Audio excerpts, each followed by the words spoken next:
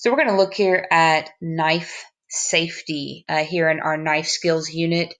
Clearly, safety is critical and important. Using a knife at home is very different than using a knife in a professional or culinary kitchen. At home, I don't generally have as many people around me and there aren't as many distractions.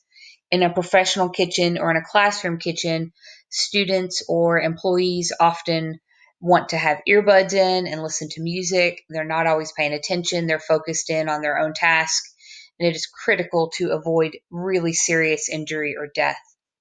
So, one of the first tips is to always use the correct knife for the proper task. Do not use a knife to perform an inappropriate task.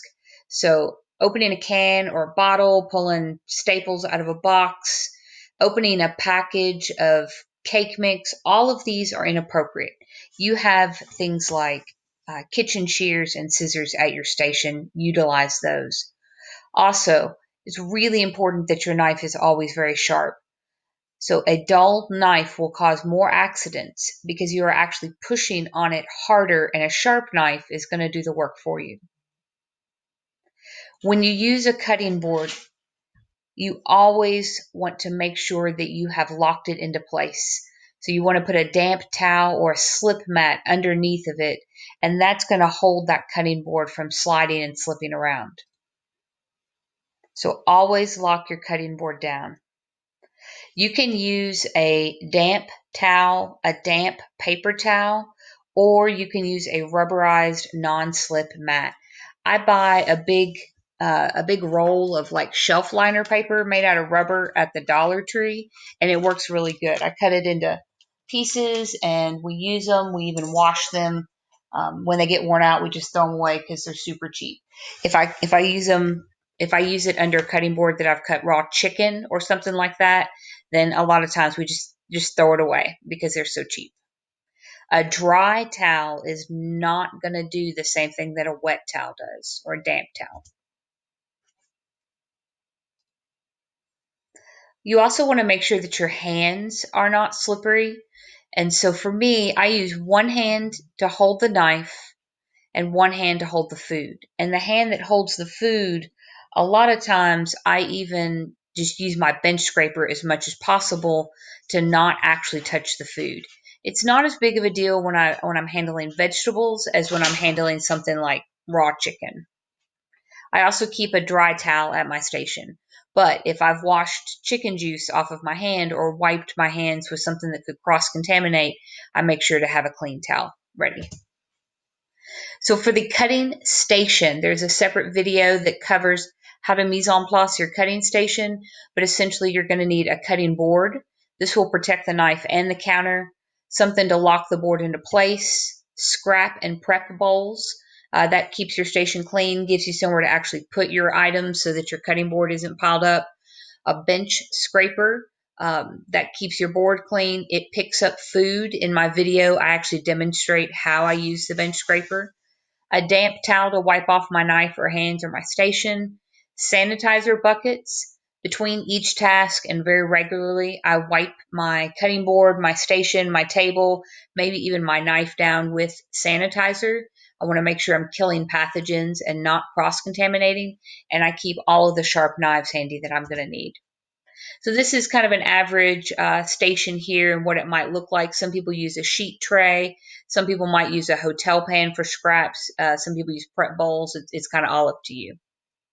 The only thing missing off of this picture here is the bench scraper.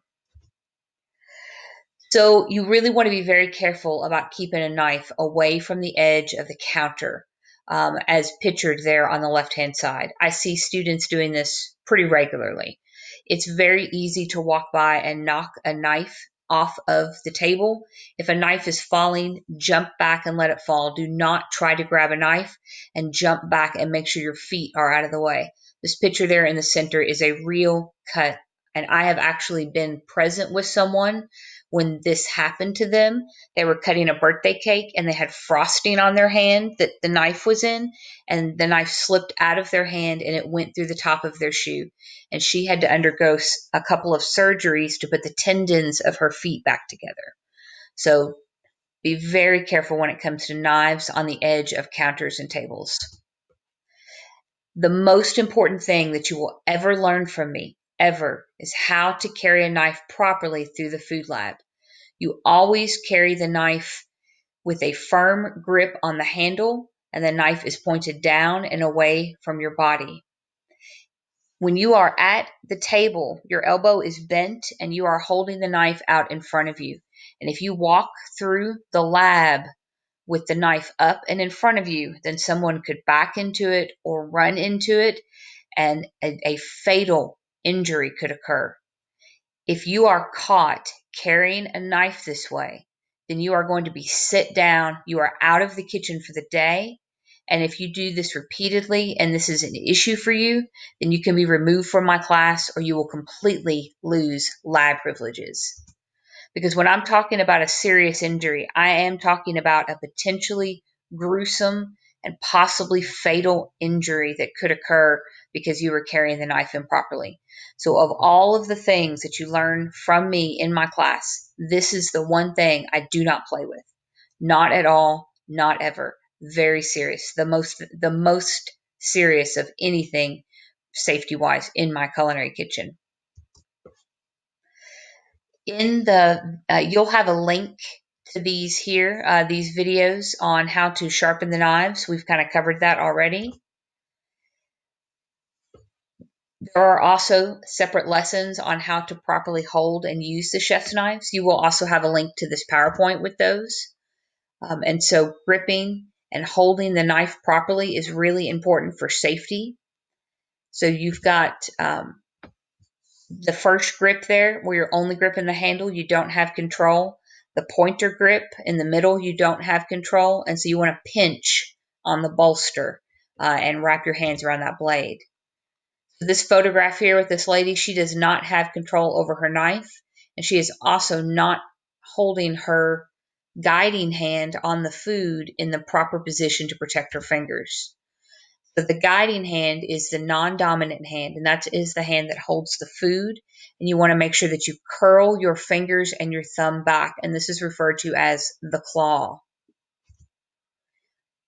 When you are utilizing the knife, you must, in my classroom, use the claw. The claw, it protects your fingers, but it also guides the knife. As you can see in this photograph here, most chefs actually use their knuckles to run the blade across, and that is how they actually guide the blade of the knife. This accident here, this injury here is very dangerous. It's not as deadly, it's not as gruesome as carrying the knife improperly and stabbing someone in the abdominal or chest area. It's very unlikely that they would be able to put that portion of your finger back on. That would be a hospital visit.